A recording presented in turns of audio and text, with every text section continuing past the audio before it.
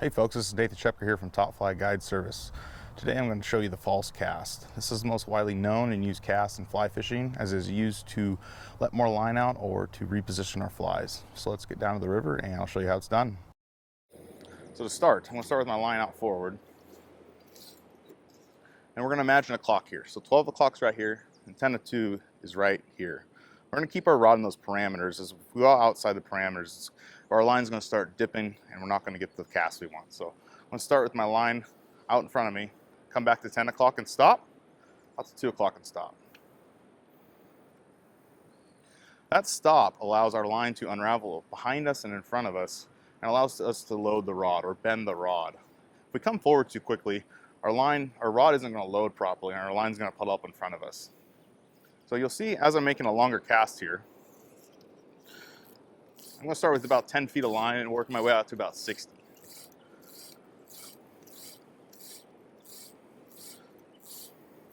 As I make my cast, my time in between my casts is pretty short. But as I let out line, I'm going to wait longer on my back cast.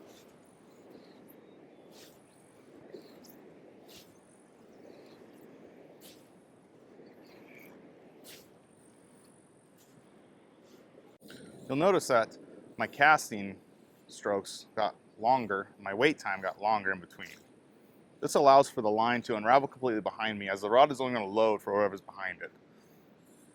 A couple of mistakes I see people make is that they come back too far in the back cast. They come back to like 3 o'clock, or essentially they stop at 2 o'clock but their wrist breaks.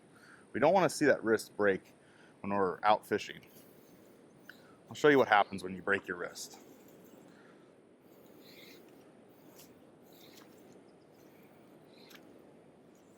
As you see, I'm slapping the water in front of me and behind me, and my fly line isn't going out very far. But instead of not getting a nice tight loop going out, we're having a more of a figure 8 motion in the air, and we're not using the fly rod and line to its advantage. One of the other things I see is that you want to have a nice linear motion when I'm casting. I don't want to be coming out here and making a big loop or coming down too far. We want to get that 10 to 2 cast right here. Come back behind your ear and go forward in front of your face. That gives us a nice plane to work on instead of using just our wrist, which only allows our fly rod to move this much instead of this much in the air.